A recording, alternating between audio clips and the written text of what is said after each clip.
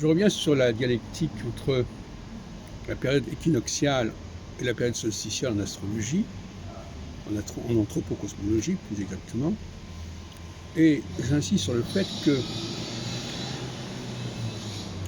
la phase solsticiale est une phase culturelle et la phase équinoxiale est une phase structurelle. La phase équinoxiale nous renvoie à des choses extrêmement anciennes, bien antérieures au culturel, qui sont le fond, le socle du culturel, mais qui sont bien au-delà du culturel, quelque part. Alors que la phase solsticiale nous conduit au culturel, c'est-à-dire nous conduit à un collectif.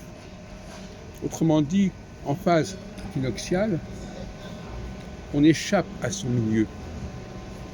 En phase solsticiale, on est repris par son milieu. Et tout ça, ça crée évidemment une certaine confusion identitaire, parce que tantôt on se définit par le groupe auquel on appartient, mais tantôt on se définit par ses propres aptitudes personnelles et individuelles, alternativement.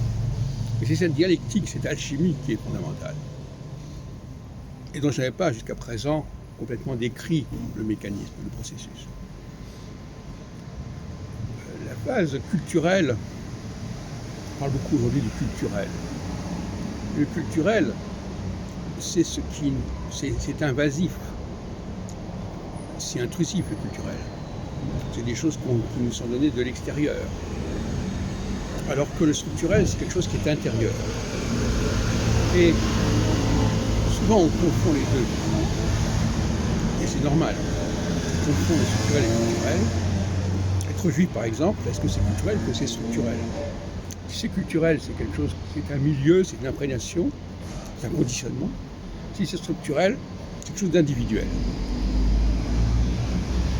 Et en ce sens-là, par rapport à la gauche et à la droite, la gauche serait structurelle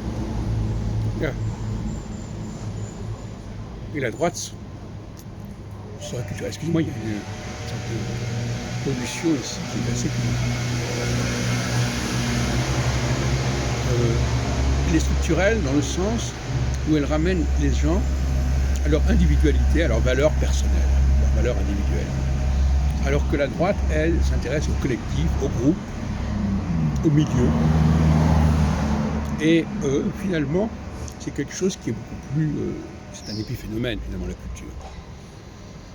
D'ailleurs, quand on y pense, la postérité renvoie au structurel, et renvoie au génie au pluriel, renvoie à tous ceux qui ont une capacité individuelle remarquable, extraordinaire, rare.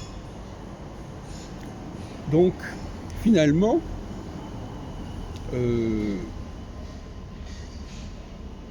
on comprend comment on peut naviguer entre la gauche et la droite, selon les périodes. À gauche, on va faire abstraction du culturel, on va surtout parler des valeurs individuelles, de ce que chaque individu est capable de faire, par-delà ses appartenances, par-delà ses origines. Et à droite, on va mettre l'accent sur le vernis, l'environnement culturel, ce qui n'est pas faux non plus, parce qu'on s'exprime dans une langue, et la langue renvoie à une culture. La langue n'est pas du tout un phénomène individuel, comme le